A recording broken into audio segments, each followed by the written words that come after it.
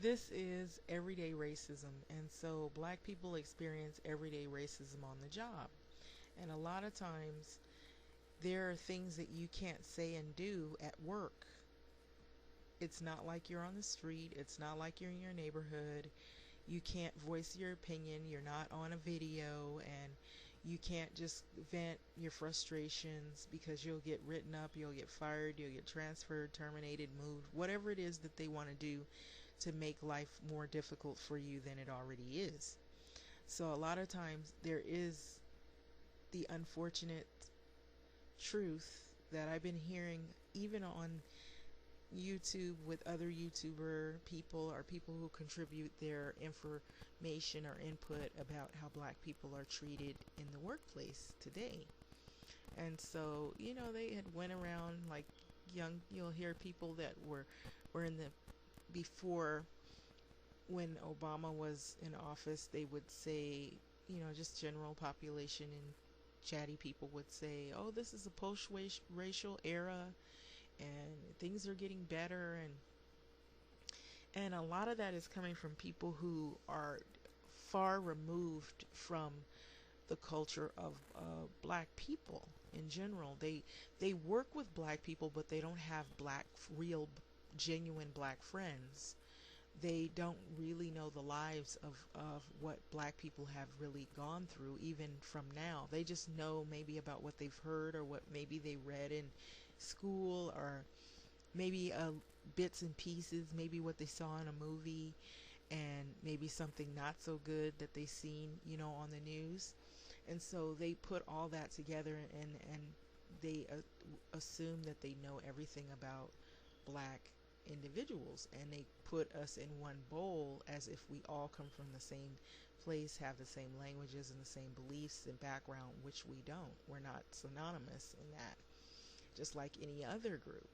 And so there is unfortunately people who are in the workplace, if they're white or if they're not a person that is African American, that will use abuse of power and authority to try to pretty much make the lives of black people miserable because they figure that they can get away with it.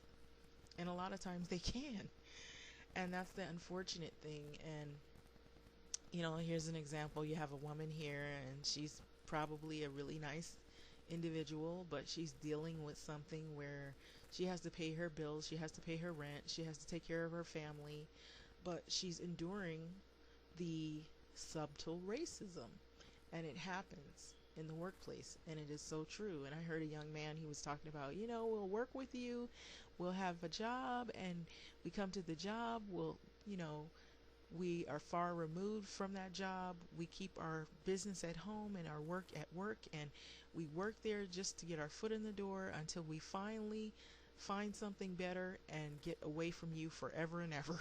And I have to agree, he was so true, because a lot of times you'll work with people like this. They have authority, they're the boss, they're the manager, and if they're not a person that is African American, sometimes they'll say racial slurs on the job. But black people are afraid to report this.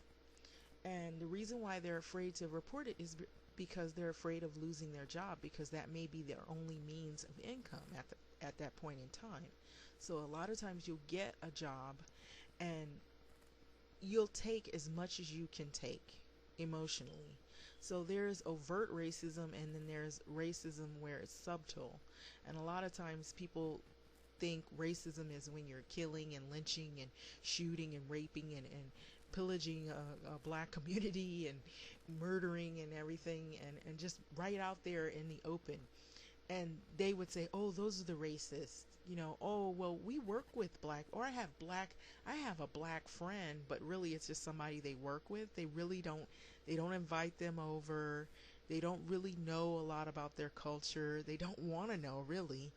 And they really don't have any black friends. All their friends are either white or Hispanic or look white. And there'll be a workplace where there'll be everybody other than black people, and maybe they had black people working there, but they don't have very many black people. And in the black people that work there, they could take all they could take. They work to move themselves up so they can move out of that situation, or they just got another job somewhere else. They just generally deal with it as much as they can until they can find something better suited for their needs. And a lot of times you'll have these jobs. Everybody just doesn't have it like that, where they can be entrepreneurial people and open up a business. And I've heard some videos where people had said, well, when do you get out of the plantation, the work plantation, so to speak? And that is true. There is a lot of things that black people will endure in these workplace settings, because you'll have people that will use their authority of power to abuse others who aren't white. And I've dealt with it. And sometimes you do have to catch yourself, because you want to turn around and you want to say something to that person. But this is how I feel sometimes at work. On the inside, it may not show on the outside, but on the inside, this is how I feel. And sometimes it does show on the outside.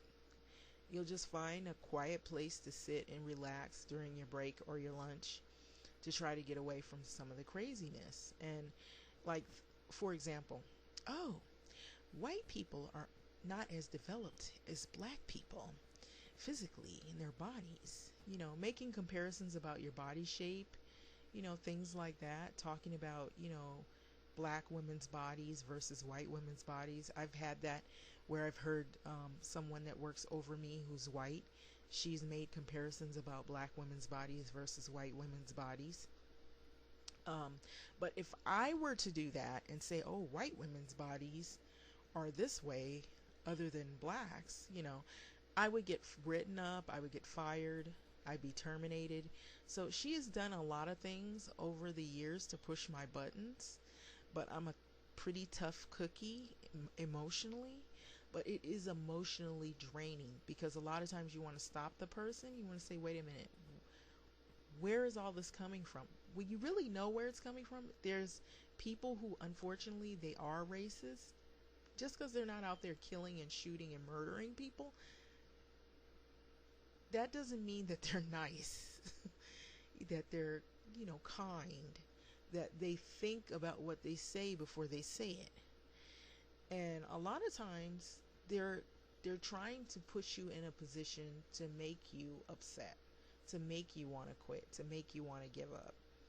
And they don't want to see you advance. And sometimes through some of these jobs, in order to get to a better position, you have to kind of deal with some crazy stuff. Now, I'm not just saying it's just white people. Sometimes you can deal with crazy stuff with other people that are black, just like yourself. Or, I have dealt with that. So it's not just people who are white. There are black people who step on other black people's toes to get ahead in positions. So there's all kinds of craziness in these jobs. So I heard some guy, he said, oh, when do you get out? So everybody doesn't have entrepreneurial skills and can open up a business. And in order to open up a business, it takes money. So perseverance.